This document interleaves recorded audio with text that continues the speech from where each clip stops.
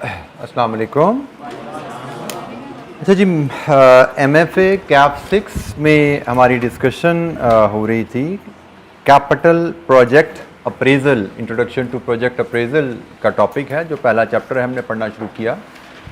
इसकी as mention yesterday हमारे पास जो पहला एडिशन है दैट इज़ अवेलेबल, वॉल्यूम का जो हमारा फाइनेंस का जो पोर्शन है, जो हमारे सेक्शन के नोट्स हैं वो अवेलेबल है, आप बुक शॉप से ऑब्टेन कर सकते हैं। मैंने कल ग्रुप में भी आप लोगों से शेयर कर लिया था।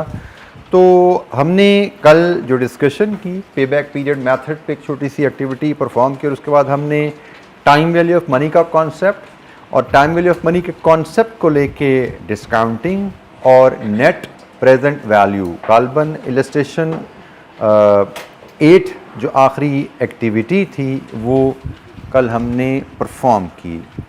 तो जनाब, कल के लेक्चर से कोई क्वेश्चन डिस्काउंटिंग का concept, time value of money का कॉन्सेप्ट, नेट प्रेजेंट वैल्यू का टूल, उसकी एप्लीकेशन, कोई सवाल? अच्छा, नेट प्रेजेंट वैल्यू की ही एक्टिविटी एक और देखते हैं। यार ये पंखा को बंद करवा सकता है? कहाँ से चलता है पंखा? यार बंदे, मुझे डिस्टर्ब होता हूँ मैं इससे। ज़रा पीछे से है कोई बटन इसका? कहाँ से बेटा? ज़रा पंखा बंद करने की कोशिश करते हैं आप बेटा, वहाँ देखिए।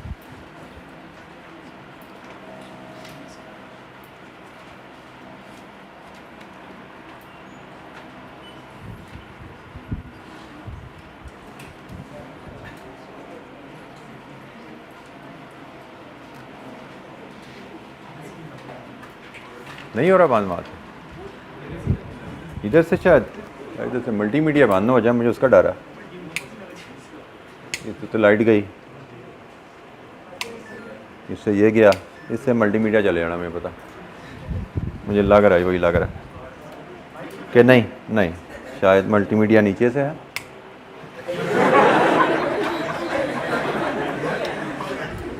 नीचे कंप्यूटर था, तो उसका मतलब पंखा यहाँ से बंद करने का कोई तरीका नहीं है क्या? ये कैसे हो सकता है? उधर सिर्फ लाइट लगी हुई है।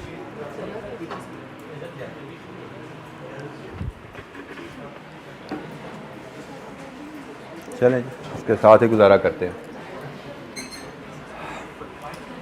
अच्छा जी, हमने नेट प्रेजेंट वैल्यू पे एक एग्जांपल कल देखी थी। एक एग्जांपल और देखते हैं, इलस्ट्रेशन 9, और इस एग्जांपल के साथ हम ये ऑन हुआ है यहाँ पे?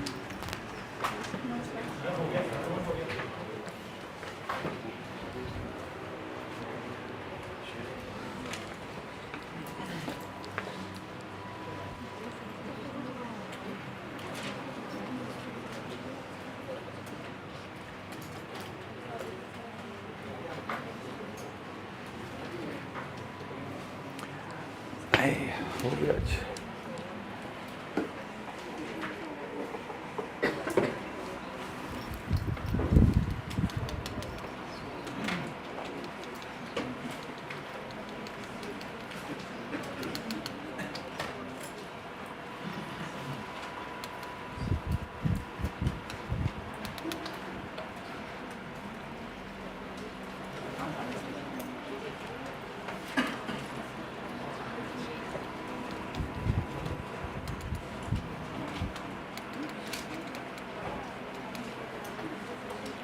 अच्छा जी, इलस्ट्रेशन 9 एक और एग्जाम्पल हमारे पास है, हम इसको भी देखते हैं। यही प्रोजेक्ट बी का ही डाटा है, जिसका हमने पेबैक भी कैलकुलेट करना सीखा था। हमें उसी इलस्ट्रेशन, उसी प्रोजेक्ट बी का डाटा लेके कहा जा रहा है कि assuming R as 10% NPV of the project बताइए। तो अब company is evaluating project B, it will require initial investment of 20,000 and estimated future relevant cash flows over its life are as under year 1, 2, 3, 4, 5. It is expected that at the end of project life, capital asset can be disposed of for 20,000. अच्छा जी, इस data को लेकर हमसे कहा जा रहा है project B की NPV बताइए। तो जनाब हम इसको एनपीवी फॉर्मेट के लिए, एनपीवी की कैलकुलेशन के लिए एक फॉर्मेट में लेके आते हैं और फिर हम कुछ एडिशनल डिस्कशन भी करेंगे। हम इलस्ट्रेशन 9 की बात कर रहे हैं और हमें जो डाटा दिया गया है प्रोजेक्ट का, उसके मुताबिक हम period wise project cash flows determine करेंगे और फिर हम डिस्काउंट फैक्टर और उसके बाद प्रेजेंट वैल्यू लेंगे, जो हमने तरीकाकार कल सीखा था। हमें प्रोजेक्ट में ईयर वाइज 1, 2, 3, 4, 5 ये कैश फ्लोज हमें बताए गए हैं। हम रुपीज़ मिलियन में सारी वैल्यूज़ लेते हैं। हमें कहा गया है अगर हम इन्वेस्टमेंट करेंगे प्रोजेक्ट बी में,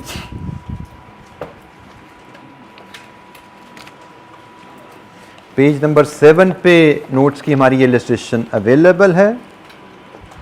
इलस्ट्रेशन 9।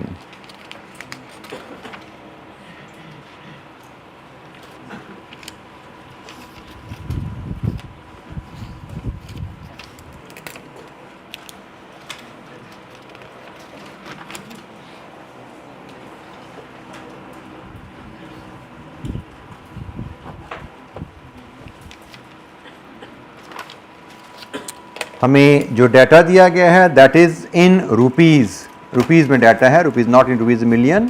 हमें कहा गया है कि आप प्रोजेक्ट में जब इन्वेस्टमेंट करेंगे तो ये है आपको जो रिटर्न आने वाली है, 10,000, 8,000, 6,000, 4,000 और 4,000। फिर इसके अलावा जो हमें मज़ीद इन्फॉर्मेशन बताई गई है वो ये है कि अगर आप इस प्रोजेक्ट को करना चाहते हैं तो इस प्रोजेक्ट की जो इन्वेस्टमेंट रिक्वायरमेंट है वो 20,000 है और प्रोजेक्ट 5 साल के एंड पे 2,000 के ये एसेट आप बेच पाएंगे, तो 5 साल बाद इसकी रेजिडुअल वैल्यू 2,000 है। ये प्रोजेक्ट की इन्वेस्टमेंट के कैश फ्लोज हैं, ये उस इन्वेस्टमेंट की डिस्पोजल के कैश फ्लोज हैं और ये प्रोजेक्ट की इन्वेस्टमेंट प्रोजेक्ट को चलाने से जो हम कमाएंगे ये उसके कैश फ्लोज हैं।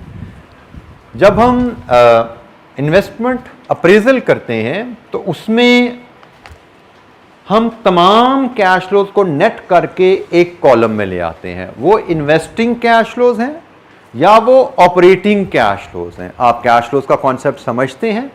ये इन्वेस्टिंग कैश फ्लो है, ये भी इन्वेस्टिंग कैश फ्लो है, ये ऑपरेटिंग कैश फ्लोज हैं। तो हम इन्वेस्टमेंट अप्रेजल करते हुए इनमें डिफरेंशिएट नहीं करते, हम तमाम कैश फ्लोज को नेट करके अक्यूमुलेटेड शेप में लाते हैं। Accumulated investing and operating cash flows की इंफॉर्मेशन हम बनाते हैं प्रोजेक्ट अप्रेजल के लिए। तो जनाब इस इंफॉर्मेशन को लेके, बल्कि इस इंफॉर्मेशन में एक काम हम और कर सकते हैं अपनी आसानी के लिए, और वो काम ये है कि भाई ये कैश फ्लो भी ईयर 5 में है, ये भी ईयर 5 में है, तो हम इन दोनों को इकट्ठा कर सकते हैं। हम 4 की जगह इधर 6 ले लेते हैं, एक ही बात है। तो बजाय इसके कि 4 को भी 2 साल ये 5 साल के डिस्काउंट करें, 2,000 को लहदा 5 साल के डिस्काउंट करें, हम इन दोनों को इकट्ठा करके भी डिस्काउंट कर सकते हैं, एक ही बात है। तो ये जनाब हमारे फाइनल कैश फ्लोज हैं।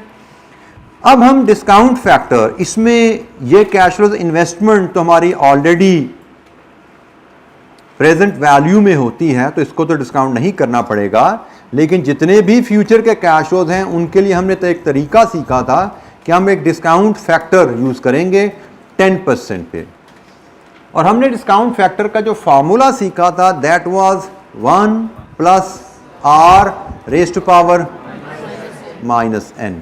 ये हमारा डिस्काउंट फैक्टर का फार्मूला था, और इस फार्मूला के मुताबिक अगर मैं फैक्टर यहाँ पे कैलकुलेट करूँ तो this is 1.1 raise to power -1, 1.1 raise to power -2, 1.1 raise to power -3, -4, -5।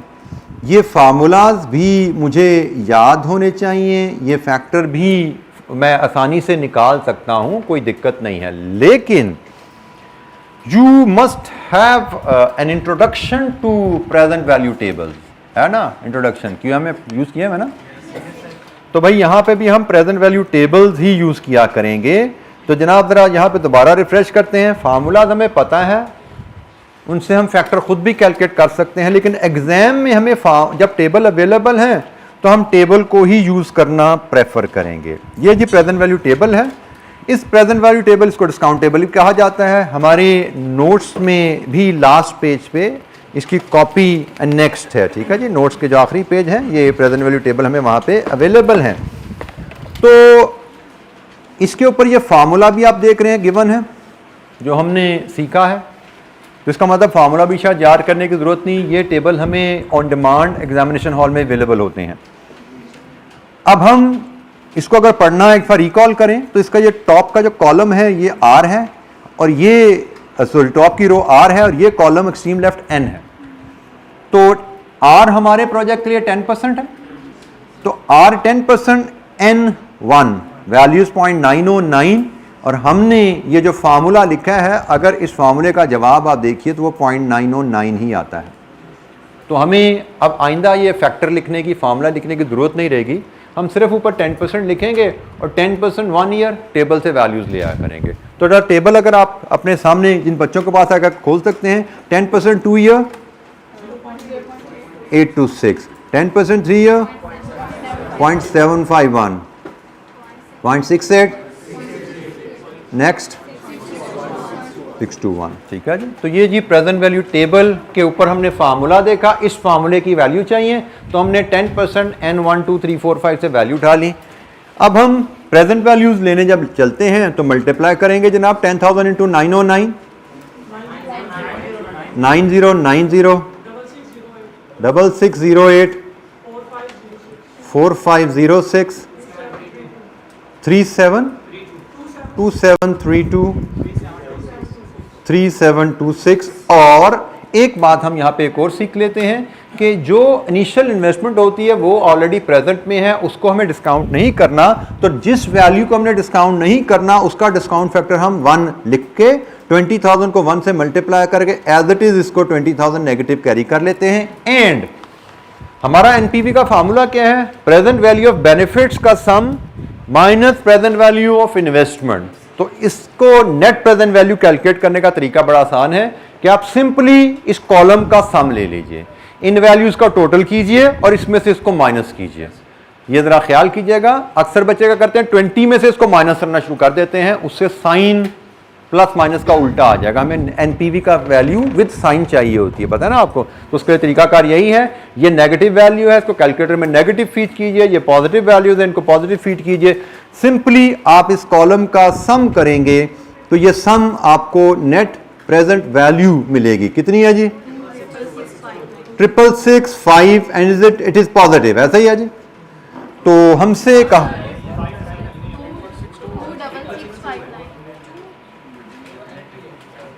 क्या बोल रहे हैं? ये नेट प्रेजेंट वैल्यू 6665 है। नेट प्रेजेंट वैल्यू मैंने लिखी है। नेट प्रेजेंट वैल्यू क्या है? PV of benefits minus PV of investment. Simply some of this column is your net present value. बजाय मैं एक लाइन में लिखूं अलहदा नेट प्रेजेंट वैल्यू का फार्मूला अगर आप लाना चाहें तो वो ये था, PV of future benefits minus PV of investment. इसको अगर इस इक्वेशन में डालेंगे तो इनका सम करके डालेंगे यहाँ पे और ये वैल्यू डालेंगे यहाँ पे, तो आपकी कैलकुलेशन बन रही होगी 26665 माइनस 20,000 और एनपीवी आप ला रहे होंगे 665।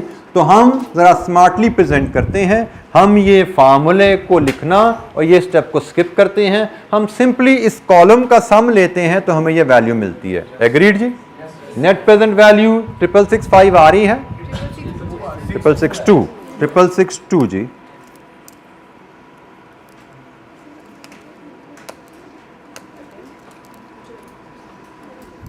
Net present value 662।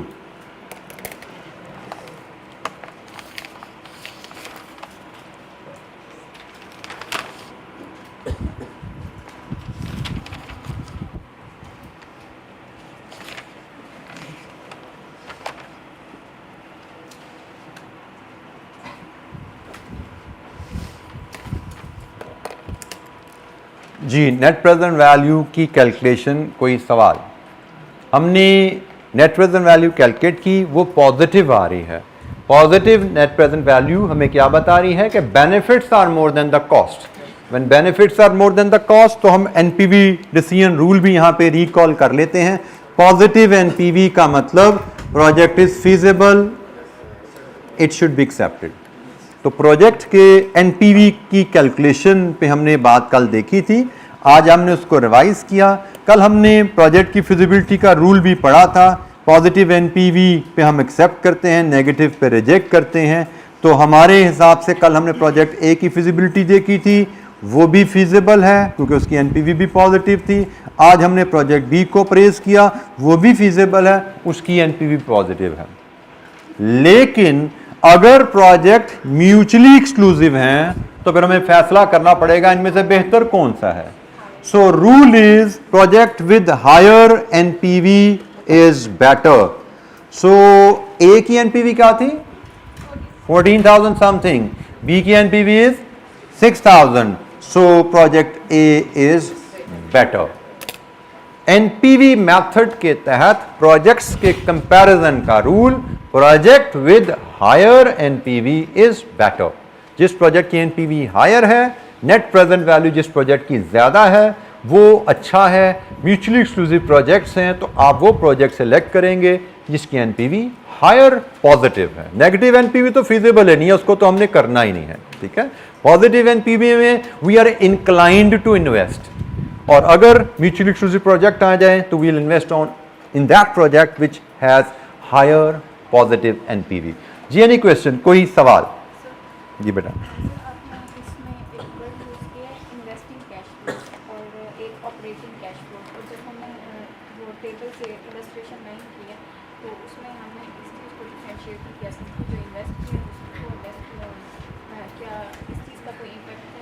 बेटा मैंने जैसे इलस्ट्रेशन 9 की थी वैसे ही इलस्ट्रेशन, जैसे इलस्ट्रेशन 8 की थी मैंने इलस्ट्रेशन 9 भी वैसे ही की है। इसमें बस थोड़ा फ़र्क, एक गलती मुझसे क्या होगी कि मैंने इलस्ट्रेशन देखा नहीं, तो उसमें हमारे इलस्ट्रेशन 8 में डाटा ₹1000 में था, मैंने उसको भी मिलियन में लेके कर दिया, but it does not matter, ठीक है जी। ये थोड़ा सा फ़र्क रह गया। हमने ये मिलियन में डाटा ले लिया, जबकि मेरे पास ये किताब में ये क्वेश्चन रुपीज़ में ही हल हुआ था। ये 90,000, 30,000, 40,000 ही था, तो ये थोड़ा सा एक फ़र्क रह गया है। अदरवाइज़ कोई इशू नहीं, क्योंकि किताब थी नहीं मेरे पास भी, मैंने भी नहीं खोला उसको। तो ये एनीवेज यहाँ पे भी ये इन्वेस्टिंग कैश फ्लोज हैं, ये ऑपरेटिंग कैश फ्लोज हैं, और ये फिर इन्वेस्टिंग कैश फ्लोज हैं। तो मैंने जो आपको आज चीज़ सिखाई, एक स्टेप जो आगे गया, जो एडिशनल टर्म्स मैंने आपके साथ बोली, वो सिर्फ आपकी अंडरस्टैंडिंग को थोड़ा सा एक स्टेप आगे ले जाने के लिए। कल मैंने आपको सिर्फ कैश फ्लोज कहा था, आज मैंने आपको कैश फ्लोज में थोड़ी आइडेंटिफिकेशन कर दी कि ये जो कैश फ्लोज हमने लिए थे कल, जो आज हमने कैश फ्लोज लिए हैं इलस्ट्रेशन 9 में, ये दो तरह के कैश फ्लोज हैं। क्योंकि आई अंडरस्टैंड आपने कैश फ्लोज का कॉन्सेप्ट पढ़ा हुआ है और आपको इन्वेस्टिंग कैश फ्लोज और ऑपरेटिंग कैश फ्लोज का फ़र्क पता है। तो हमारे ये जो टोटल प्रोजेक्ट के कैश फ्लोज हैं, इनमें ये भी इन्वेस्टिंग कैश फ्लो है, ये भी इन्वेस्टिंग कैश फ्लोज है, क्योंकि ये दोनों cash flows initial investment, capital investment की में करते हुए उससे रिलेटेड हैं। और ये हमारे ऑपरेटिंग कैश फ्लोज हैं कि हम कैपिटल एसेट को यूज़ करके जो 5 सालों में कमा रहे हैं। इसमें खैर दोनों इससे आ गए, बाद में 4,000 2,000 इकट्ठा हो गया। तो मैंने जो आपसे कहा कि हम प्रोजेक्ट अप्रेजल करते हैं, प्रोजेक्ट अप्रेजल में हम investing and operating cash flows को क्यूमुलेटिवली असेस कर रहे होते हैं। हम इनको इकट्ठा कर लेते हैं, हम इनफ्लो और आउटफ्लो के कॉन्टेक्स्ट में इनको लेके चलते हैं। इन्वेस्टमेंट है तो वो इन्वेस्टिंग कैश फ्लोज हैं, आउटफ्लो है वो इन्वेस्टिंग कैश फ्लो भी हो सकते हैं, आउटफ्लो आपका ऑपरेटिंग कैश फ्लो भी हो सकता है। जैसे आप मटेरियल की कॉस्ट भी तो पे करते हो, लेबर की कॉस्ट भी पे करते हो, वो भी आउटफ्लो है, लेकिन वो रेवेन्यू से यहाँ पे नेट होकर रिफ्लेक्ट हो रही है। ये नेट कैश फ्लोज है, रेवेन्यू माइनस कॉस्ट। और ये आपके कैपिटल एसेट की कैश फ्लोज हैं जो प्रोजेक्ट के शुरू में आपने की हैं। जी एनी क्वेश्चन, कोई सवाल?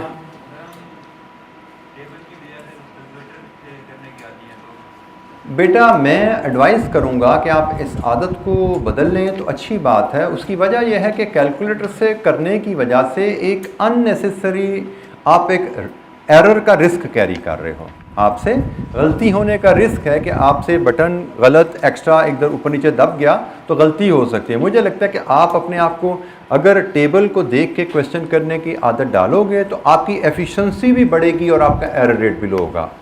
एफिशिएंसी भी बढ़ जाती है, मतलब कम टाइम में आप क्वेश्चन करने के काबिल होते हो, क्योंकि कॉपी पेस्ट करना आसान और कैलकुलेटर का बटन दबाना फिर वैल्यू लिखना फिर बटन दबाना वैल्यू लिखना, बनिस्बत के आपने टेबल सामने खोला पर उससे देख के आपके लिखो तो ये आपके लिए आसानी भी है और मुझे लगता है इसमें एरर रेट भी लो रहेगा। तो आई विल एडवाइस के आप स्विच कर जाएं टेबल के यूज़ के ऊपर, वो आपके लिए ज़्यादा बेहतर रहेगा। जी एनी क्वेश्चन, कोई सवाल? अच्छा जी, हमने नेट प्रेजेंट वैल्यू पे बात की और net present value calculation, net present value का डिसीजन रूल, कंपैरिजन का भी, फिजिबिलिटी का भी। अब एक स्टेप थोड़ा आगे मैं आपको लेकर चलना चाहता हूं कि हमने ये जो कैलकुलेशन की है इसमें हमने जो आर यूज़ किया वो आर क्या होता है उसका थोड़ा मतलब समझना चाहेंगे, और जो हमने एनपीवी कैलकुलेट किया है ये एनपीवी हमें बता क्या रही होती है।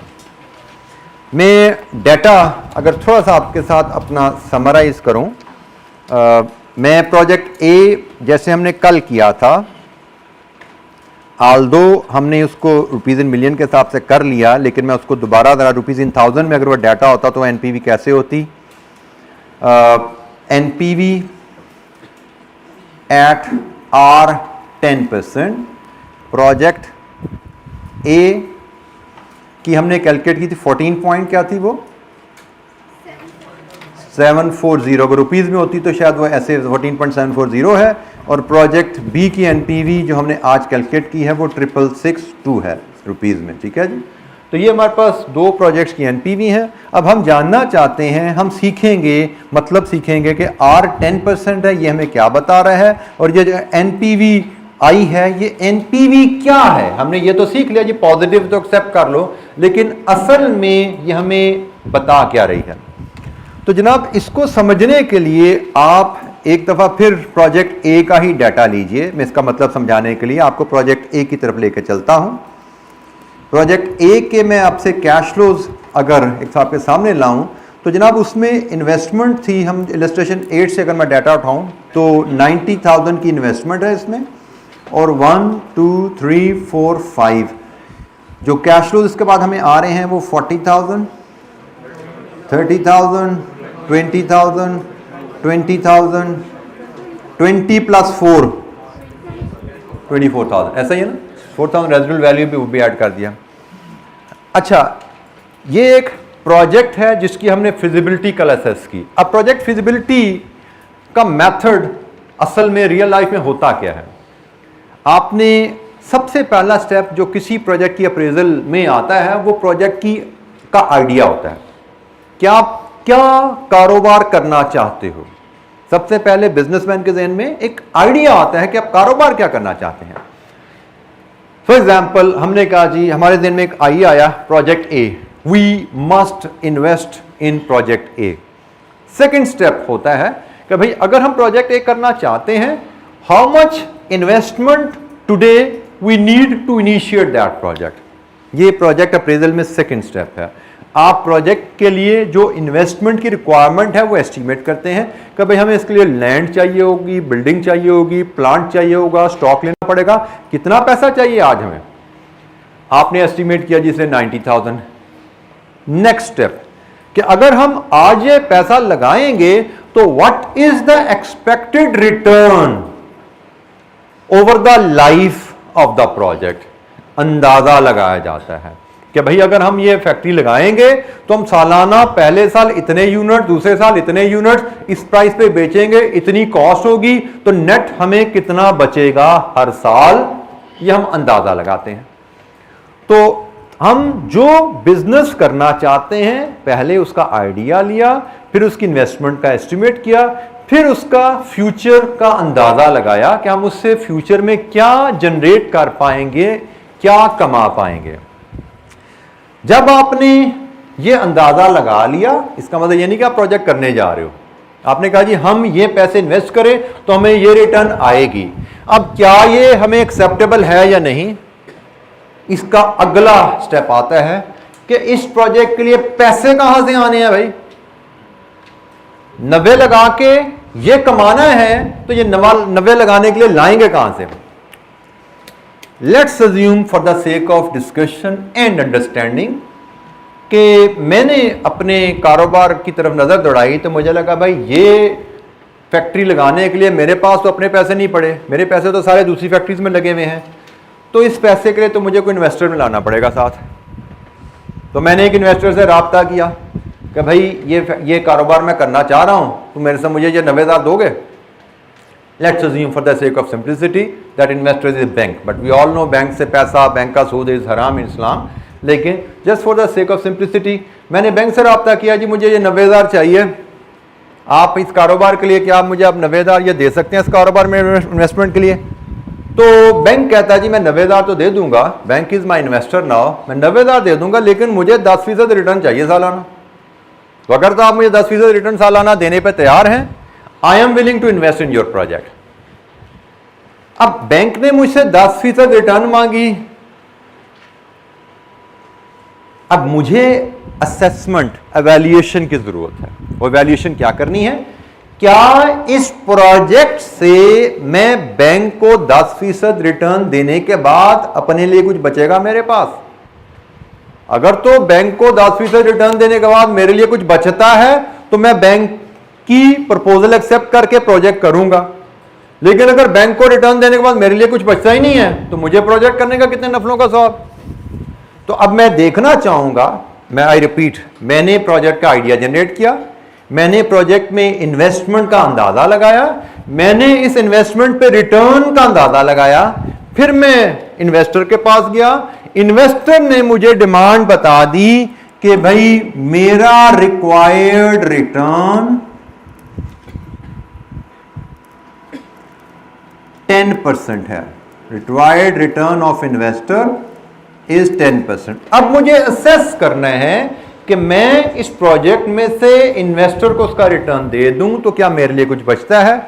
तो इसके लिए नेट प्रेजेंट वैल्यू हमने इस्तेमाल किया।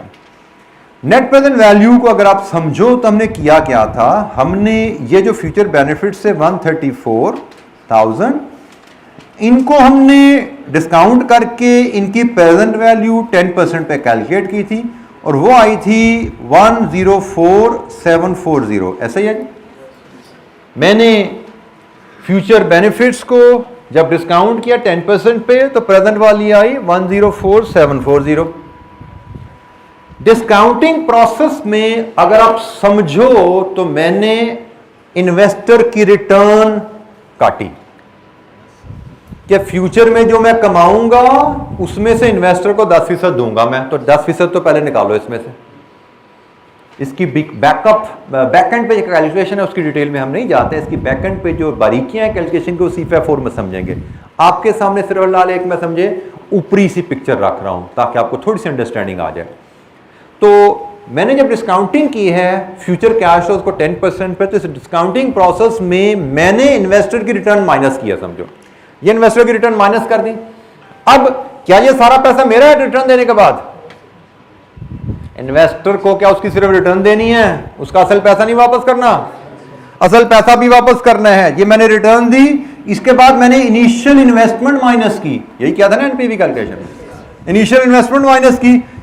अब एनपीवी जिस वैल्यू को मैं कह रहा हूं वो क्या है? 17740। अब जरा एनपीवी का मतलब समझो क्या है कि एक कारोबार की फ्यूचर रिटर्न में से इन्वेस्टर को उसकी रिटर्न दे दें और इन्वेस्टर को उसका असल भी दे दें, तो फिर जो अमाउंट बचती है वो एनपीवी कहलाती है।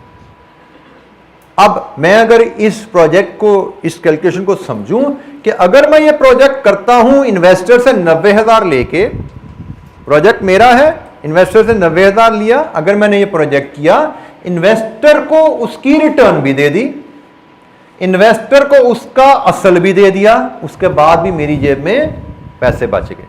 प्रोजेक्ट शुरू किया था, मेरी जेब खाली थी, प्रोजेक्ट खत्म किया, मेरी जेब में ये पैसे बचे हैं। ऐसी है ना कहानी। अब तो अब हम यहां से आर का मतलब भी समझ सकते हैं, अब यहां से एनपीवी का मतलब भी समझ सकते हैं। आर का मतलब है investors required rate of return, ये पैसा है जो इन्वेस्टर हमारे कारोबार में लगाएगा और उसका रिक्वायर्ड रेट ऑफ रिटर्न होता है, जिसको हम इस पैसे को, बाय द वे अगर आप समझ पाओ, ये जो पैसा है ये कैपिटल प्रोजेक्ट में इन्वेस्टमेंट हुई है या रेवेन्यू इन्वेस्टमेंट है? This is capital investment. जो आपका नॉलेज बताता है उस नॉलेज के मुताबिक बताइए, कैपिटल में प्रोजेक्ट में जो पैसा इन्वेस्ट करते हैं वो लॉन्ग टर्म फंड्स होते हैं या शॉर्ट टर्म फंड्स होते हैं? लॉन्ग टर्म फंड्स होते हैं। तो एक आप हमारे सब्जेक्ट के रेफरेंस से टर्म याद रखिए, long term funds invested in a business, उनको हम कैपिटल कहते हैं। एक तो कैपिटल एसेट की टर्म है ना, कैपिटल एसेट भी लॉन्ग टर्म एसेट। इसी तरह कैपिटल जो फंड्स हैं वो भी लॉन्ग टर्म फंड्स होते हैं। कैपिटल की टर्म लॉन्ग टर्म के लिए यूज की जाती है। वैसे जब आपने अकाउंटिंग से तारुफ लिया होगा तो तब आपको शायद कैपिटल से मुराद समझाया गया था अकाउंटिंग में शेयर होल्डर्स मनी, शायद ये बताया गया होगा आपको। तो अब यहां पे थोड़ा सा हम फर्क रख लेते हैं। हमारी इस सब्जेक्ट के में जब आते हैं तो यहां पे हम कैपिटल से मुराद सिर्फ शेयर होल्डर मनी नहीं लेते, हम कहते हैं कैपिटल दो तरह का होता है, एक इक्विटी कैपिटल होता है और एक डेट कैपिटल होता है। इक्विटी कैपिटल जो होता है वो शेयर होल्डर मनी होता है, डेट कैपिटल लोन होता है, लॉन्ग टर्म लोन। आप कैपिटल प्रोजेक्ट में जो पैसा लाते हो वो इक्विटी से भी आ सकता है, वो लॉन्ग टर्म लोन से भी आ सकता है, वो इन दोनों के कॉम्बिनेशन से भी आ सकता है। कैपिटल प्रोजेक्ट के लिए पैसा कैसे आएगा, सोर्सेज की डिटेल क्या है, ये हमारा नेक्स्ट टॉपिक है, sources of finance, sources of capital finance, वो हम नेक्स्ट चैप्टर में डिस्कस करेंगे। फिलहाल हमारे लिए इतना ही काफी है कि कैपिटल प्रोजेक्ट में जो इनिशियल इन्वेस्टमेंट होती है वो कैपिटल होता है, और कैपिटल हम इन्वेस्टर से हासिल करेंगे। वो इन्वेस्टर इक्विटी इन्वेस्टर भी हो सकता है, वो इन्वेस्टर डेट इन्वेस्टर भी हो सकता है। हम जिस इन्वेस्टर से भी प्रोजेक्ट के लिए कैपिटल मांगेंगे वो इन्वेस्टर अपने कैपिटल पे रिटर्न मांगेगा। जिस इन्वेस्टर से भी हम शेयर होल्डर से पैसा मांगे उसको भी रिटर्न चाहिए, हम बैंक से पैसा मांगे उसको भी रिटर्न चाहिए। जिस भी इन्वेस्टर से हम कैपिटल लेंगे वो रिटर्न डिमांड करेगा, और जो इन्वेस्टर को कंपनी ने रिटर्न देनी है वो कंपनी की कॉस्ट है। ऐसा ही है, इन्वेस्टर के लिए वो रिटर्न है अपनी इन्वेस्टमेंट पे, कंपनी के लिए वो कॉस्ट ऑफ कैपिटल है।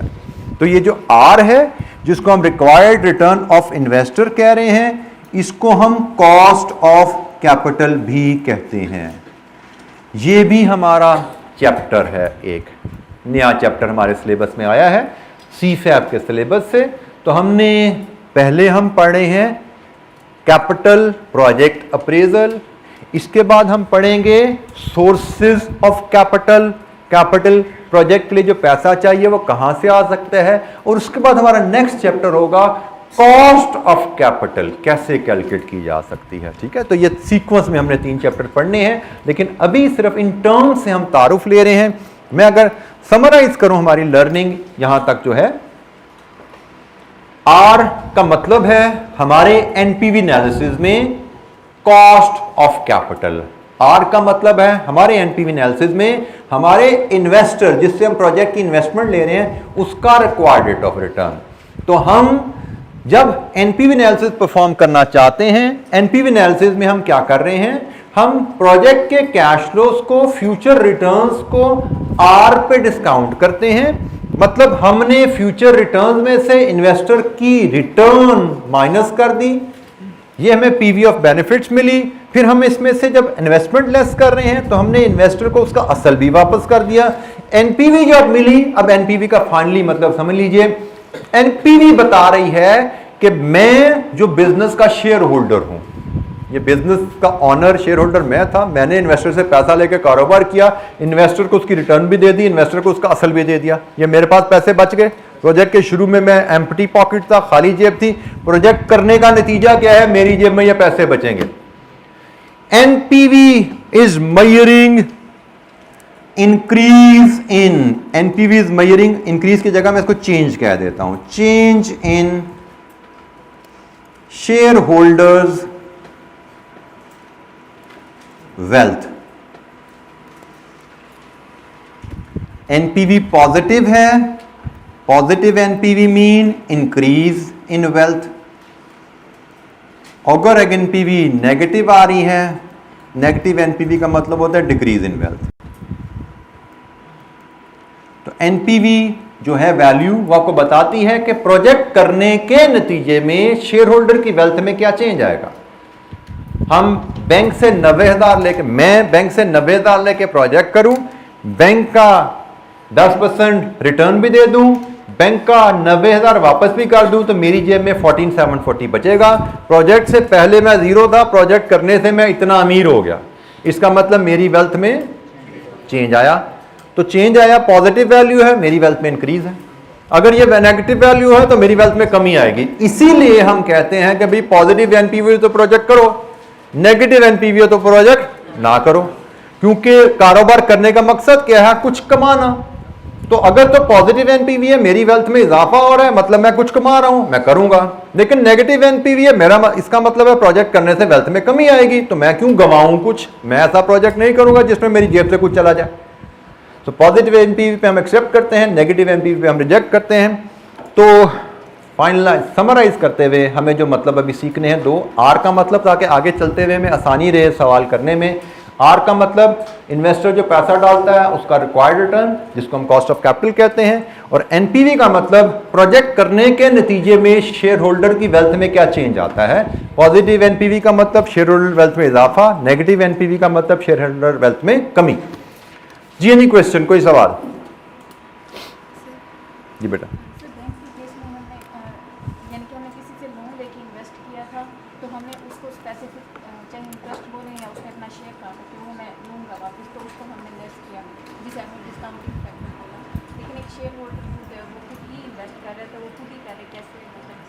बेटा शेयर होल्डर भी जब पैसा लगाता है तो शेयर होल्डर को भी अपने पैसे पे रिटर्न चाहिए।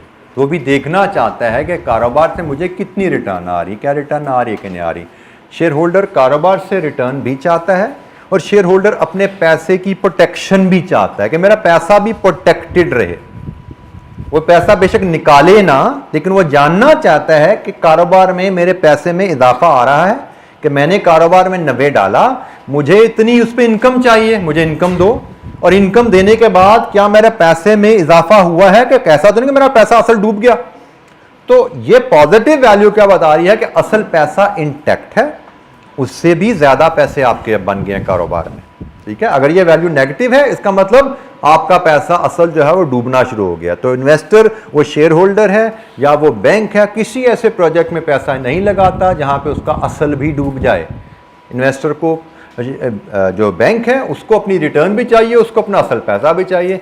और जो इन्वेस्टर है, जो शेयर होल्डर है, उसको रिटर्न भी चाहिए, उसको भी अपना असल पैसा चाहिए। ठीक है, और अगर असल पैसे में इजाफा आ जाए तो बहुत ही अच्छी बात है।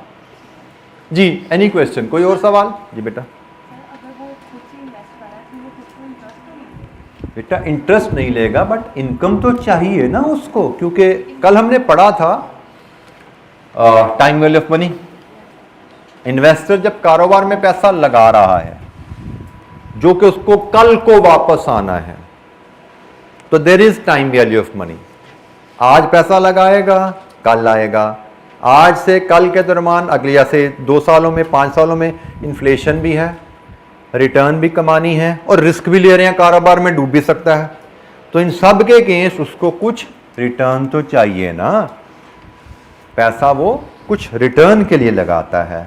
बगैर उसमें ये अलग बात है कि वो return for the time being, आप कह सकते हैं कि वो फिक्स रिटर्न बैंक की तरह इंटरेस्ट तो नहीं होती वो, यस वो फिक्स नहीं होती, बट उसको एक सर्टन लेवल से ऊपर रिटर्न चाहिए। फॉर एग्जाम्पल, आपको बताया जाए कि बैंक में leave aside for the timing हलाल हराम, ऑल्दो बीइंग मुस्लिम हमें उसका ख्याल रखना है, हम उसको अगर फॉर द टाइमिंग साइड पर रखें, आपको कहा जाए जी बैंक में पैसा रखते हो, बैंक आपको साल का 10% देता है। कोई एक इंसान आपके पास ऑप्शन लेके आए कि भाई आप मेरे कारोबार में पैसा लगाएं, यहां से हम 5% सालाना रिटर्न देंगे आपको। पहला सवाल मैं आपसे अगर करूं, क्या बैंक से जो 10% मुनाफा बैंक आपको ऑफर कर रहा है, क्या वो गारंटीड है? क्या आपको एक कारोबारी पार्टनर जिसने आपको अप्रोच किया वो 5% मुनाफा ऑफर कर रहा है, क्या वो गारंटीड है?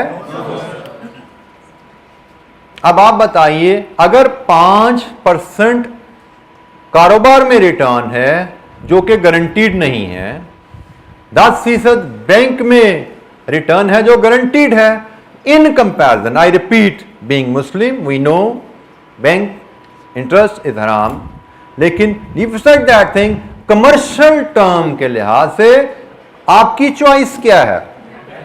बैंक। अब मैं कहता हूं जी, कारोबारी पार्टनर भी कहता है जी 10% ही ले लो मुझसे, मैं भी 10%, हमारा कारोबार में उम्मीद है 10% ही देगा। What is your choice? क्योंकि भाई कारोबार में रिस्क है, रिस्क लेके भी 10 की उम्मीद ही है, उधर 10 की गारंटी है बगैर रिस्क है, तो भाई सीधी सी चॉइस है बैंक। हाँ, कारोबारी पार्टनर कहे कि भाई मेरे कारोबार में पैसा लगाओ, 20% आने की उम्मीद है, गारंटी नहीं है, उम्मीद है, फिर बोलो। अब आप सोचोगे कि हाँ भाई 20% रिस्क लेते हैं तो रिटर्न भी तो ज्यादा आने की उम्मीद है। अब आप सोचोगे, आप तो इन्वेस्टर भी कारोबार में पैसा लगाते हैं तो उसके जहन में एक नंबर होता है कि भाई इतना नंबर तो आना चाहिए ना कारोबार से, 10 तो बैंक से आता है तो कारोबार से 15, 18, 20 तो आना चाहिए। तो भाई ये देखा जा रहा है कारोबार से कितना आना चाहिए, क्या वो आ रहा है? शेयर होल्डर भी ये कैलकुलेशन परफॉर्म करता है। पैसा अगर मैं अपना डाल रहा हूं as a businessman, shareholder पैसा डाल रहा है, वो भी ये कैलकुलेशन परफॉर्म करेगा कि भाई मुझे उधर से 5 आता है, इधर से 6 आता है, इधर से 10 आए तो मैं सोचूं। अब ये कैसे कैलकुलेट करना है? कॉस्ट ऑफ कैपिटल हमारा एरिया है बाय द वे, ठीक है, हमने आगे पढ़ना है, लेकिन for the time being share holder पैसा डालेगा, वो भी उसको भी रिटर्न चाहिए, कम से कम इतनी रिटर्न आए तो मैं इस कारोबार में पैसा डालूंगा, ठीक है। तो वो कम से कम रिटर्न शेयर होल्डर की भी है, वो कम से कम रिटर्न बैंकर की भी है। जी बेटा,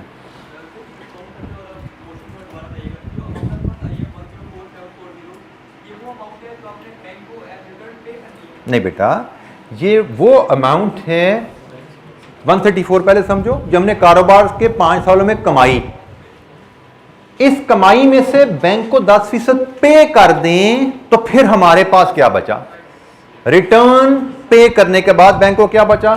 फिर इसमें से बैंक का प्रिंसिपल वापस करेंगे हम, तो ये मेरी जेब में बच गया पैसा। जी एनी क्वेश्चन, कोई सवाल? तो हमने यहां पे आर का मतलब ब्रीफली समझा, आगे पूरा चैप्टर इस पे जाके पढ़ेंगे आर के ऊपर। हमने यहां पे एनपीवी का मतलब, अभी मैं फिर जरा क्लियर कर दूं कि एनपीवी की पूरी गहराई नहीं मैंने अभी आपसे शेयर की, शायद आगे 2, 4, 5 लेक्चर में मजीद इसकी क्लैरिटी आपको आ जाए। फिलहाल मैंने आपको for the sake of understanding जितना हमें यहां से ऑनवर्ड चाहिए वो मैंने आपको चीजें क्लियर की हैं आर की और एनपीवी के ऊपर। बाकी आगे चल के मजीद इस पर क्लैरिटी शायद इंशाअल्लाह में और मिलती जाएगी। एनी क्वेश्चन, कोई सवाल नहीं आता? प्रॉफिट अकाउंटिंग की टर्म है जो कि रेवेन्यू माइनस कॉस्ट होती है, और कॉस्ट में नॉन कैश चीज़ें भी आ रही होती हैं, तो प्रॉफिट अकाउंटिंग का मेथड है, उसके तहत कैलकुलेट किया जाता है। यहाँ पे एनपीवी में आपने देखा हमने प्रॉफिट नहीं कैश फ्लो यूज़ किए हैं, दिस इज़ नॉट प्रॉफिट, ठीक है, net present value is not your profit. जी एनी अदर क्वेश्चन, कोई और सवाल?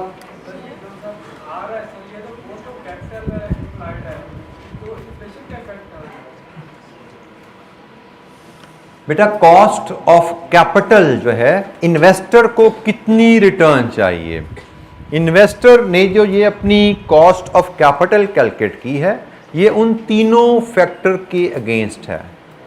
ये इन्फ्लेशन को भी कवर कर रहा है, मे बी इसमें 5% इन्फ्लेशन की वजह से है, इसमें अपॉर्चुनिटी टू इन्वेस्ट भी है, इसमें रिस्क भी है।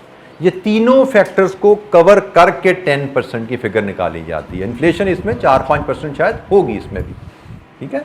तो हमने जो टाइम वैल्यू ऑफ मनी के 3 फैक्टर्स पढ़े थे, तीनों फैक्टर के अगेंस्ट ये रिक्वायरमेंट है इन्वेस्टर की। जी एनी अदर क्वेश्चन? जी बेटा बैंक ने 10% भी जो डिटर्मिन किया होता है वो इन्फ्लेशन से के इनकॉर्पोरेट करने के बाद होता है। बैंकों का इंटरेस्ट रेट हमेशा इन्फ्लेशन से ऊपर होता है। बैंक हमेशा जो अपना इंटरेस्ट रेट फिट करते हैं वो इन्फ्लेशन से ऊपर होगा। बेसिकली अगर आप समझो बैंक का क्या होगा, इन्फ्लेशन से अगर से इन्फ्लेशन इज 5% तो बैंक अपना इंटरेस्ट रेट जो रखेगा वो मे बी 5 + 2 + 1 मे बी 8% है। लेकिन जो शेयर होल्डर अपनी इक्विटी पे रिटर्न मांगेगा वो शायद 5 + 2 + 3 वो में भी 10% है। बेसिकली इन्फ्लेशन दोनों इनकॉर्पोरेट करेंगे अपनी वर्किंग में, लेकिन बाकी फैक्टर्स का क्या वेट है वो भी अपनी कैलकुलेशन परफॉर्म करेंगे। और बैंक 8% डिमांड कर रहा है, शेयर होल्डर आपसे 10% डिमांड कर रहा है, क्योंकि बैंक आपको लोन दे रहा है जो सिक्योर्ड है, शेयर होल्डर आपको इक्विटी दे रहा है जो अनसिक्योर्ड है। ठीक है, इस पर डिटेल में हम आगे चल के बात करेंगे फिलहाल। जी बेटा।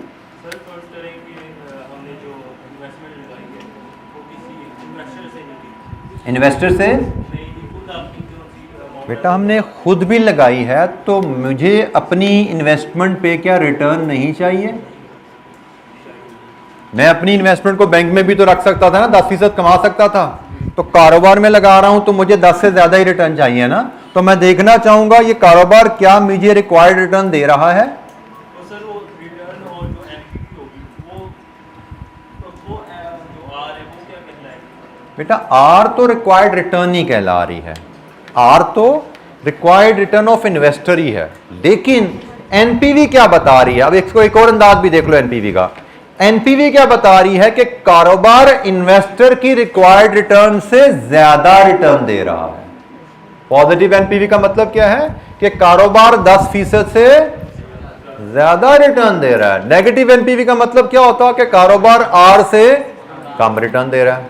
अगर बैंक का रेफरेंस है तो भी बैंक को 10% देने के बाद मेरे लिए क्या बचेगा, ये वो कहानी है। और अगर ये पैसा मेरा ही है तो भाई कम से कम 10% रिटर्न तो चाहिए मुझे। तो क्या कारोबार 10% रिटर्न दे रहा है? आंसर इज यस, 10 से ज्यादा दे रहा है। तो ठीक है, करो इन्वेस्ट। ठीक है, तो पैसा इन्वेस्टर से आए, पैसा शेयर होल्डर से आए, पैसा बैंक से आए, रिटर्न उसको चाहिए। तो हम एनपीवी एनालिसिस में देखते हैं क्या यह कारोबार इन्वेस्टर को रिटर्न दे पा रहा है जो उसकी रिक्वायरमेंट है। पॉजिटिव एनपीवी का मतलब कारोबार इन्वेस्टर के रिक्वायर्ड रेट से ज्यादा कमा रहा है।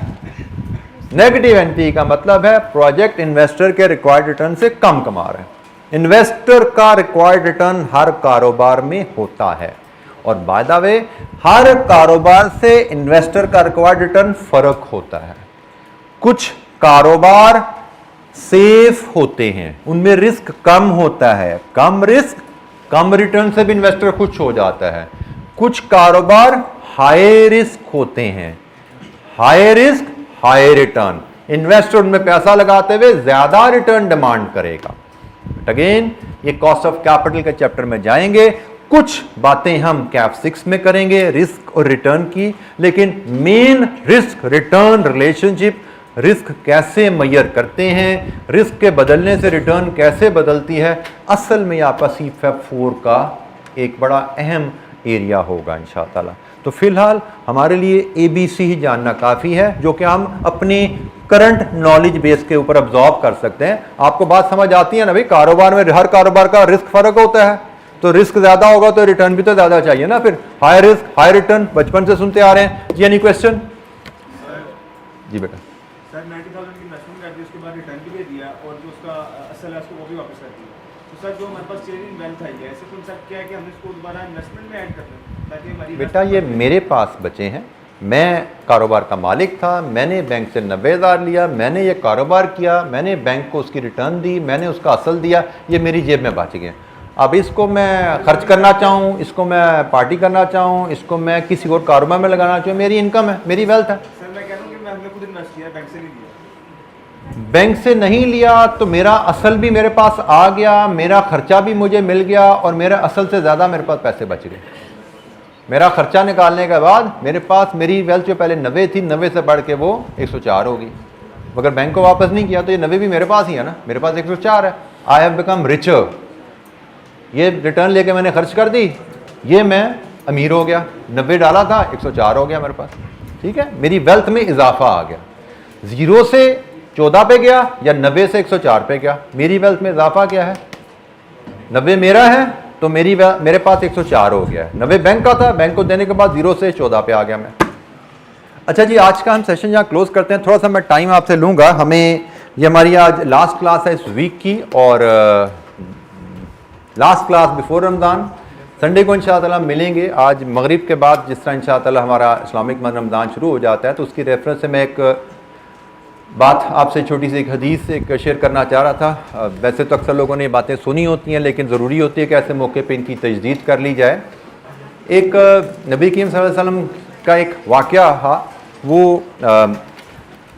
मेंबर मस्जिद नबी में मेंबर पे चढ़ रहे थे कोई ख़ताब करने के लिए, तो उन्होंने एक स्टेप पे कदम रखा, ऊंची आवाज़ में आमीन कहा, दूसरे स्टेप पे कदम रखा, फिर आमीन कहा, तीसरे स्टेप पे कदम रखा, फिर आमीन कहा। तो सहाबा ने नबी करीम सल्लल्लाहु अलैहि वसल्लम से पूछा कि ये नबी आपने किन बातों पे ये आमीन कहा? तो उन्होंने कहा जब मैं एक कदम बढ़ाता था तो हज़रत जिब्राईल अलैहिस्सलाम दुआ करते थे, मैं उस दुआ के जवाब में आमीन कहता था। तो सहाबा ने कहा कि हमें बताइए कि वो क्या दुआएं हैं, ताकि हमारे लिए उसमें कोई सबक है तो हम सीखें। तो अब वो 3 दुआओं का सीक्वेंस तो नहीं, लेकिन 3 दुआएं मैं आपसे शेयर कर लेता हूँ, लगभग जिनके अल्फाज शायद आगे पीछे हो, लेकिन मतलब आपको पता लगेगा। एक दुआ थी उनमें कि जिस मुसलमान के सामने नबी करीम सल्लल्लाहु अलैहि वसल्लम का नाम लिया जाए और वो उन पर दरूद ना भेजे, उस पर अल्लाह, उसके रसूल और उसके फ़रिश्तों की लानत हो। तो ये हज़रत जिब्राईल अलैहिस्सलाम ने दुआ की, नबी करीम सल्लल्लाहु अलैहि वसल्लम ने इस पर आमीन कहा।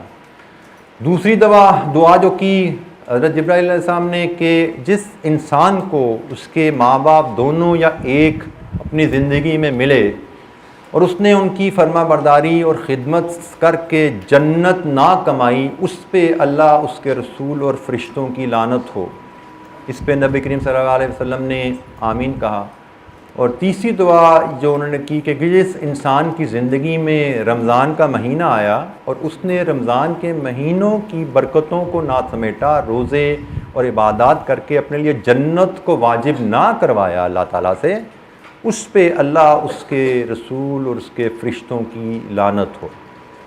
तो इस पे भी नबी करीम सल्लल्लाहु अलैहि वसल्लम ने आमीन कहा। तो आप ये 3 बातें अगर सोचिए कि फ़रिश्तों के सरदार दुआ कर रहे हैं और नबियों के सरदार इस पे आमीन कह रहे हैं, तो you can understand the implication of at least these 3 things. तो आज जैसे रमज़ान का महीना शुरू हो रहा है, तो आप लोगों से एक तो ताकीद थी कि इस पर थोड़ा ख्याल कीजिएगा। हम अपनी ज़िंदगी में बहुत सा वक्त ज़ाया करते हैं, थोड़ा सा प्रोडक्टिवली यूज़ करें तो पढ़ाई के अलावा बहुत सा टाइम हम निकाल सकते हैं, स्पेशली आने वाले दिनों में। और इस हदीस को सामने रख के अपने अमाल को थोड़ा सा मॉडिफाई करें, थोड़ा टाइम निकालें अल्लाह ताला के लिए और इबादत के लिए। इसी रमज़ान की अहमियत के रेफरेंस से एक और वाक़या, एक साहबी एक नबी करीम सल्लल्लाहु अलैहि वसल्लम के पास आए और उन्होंने कहा कि मैंने ख्वाब देखा और मैं थोड़ा बड़ा परेशान उस ख्वाब के मामले में। तो नबी करीम सल्लल्लाहु अलैहि वसल्लम ने उनसे पूछा, जी बताइए क्या ख्वाब देखा आपने? उन्होंने कहा जी एक साहबी हमारा साथी जो पिछले कुछ अर्सा पहले एक गज़वा में शहीद हो गए थे, नाम लेकर उन्होंने जिक्र किया, मैंने ख्वाब में उनको देखा और मैंने ख्वाब में एक और साहबी को देखा जब भी कुछ अर्सा पहले फ़ौत हुए, जो एक आम साहबी थे। और मुझे हैरत की वजह यह है कि जो आम साहबी जो बाद में फ़ौत हुए हैं, जो शहीद नहीं हुए थे, उनका दर्जा मैंने देखा ख्वाब में कि शहीद से भी ज़्यादा है। तो नबी करीम सल्लल्लाहु अलैहि वसल्लम ने कहा कि मेरे साथी, जो सहाबी बाद में फ़ौत हुए, क्या तुम नहीं जानते उन्होंने अपनी ज़िंदगी में एक रमज़ान ज़्यादा पा लिया था? उनके हाँ जी।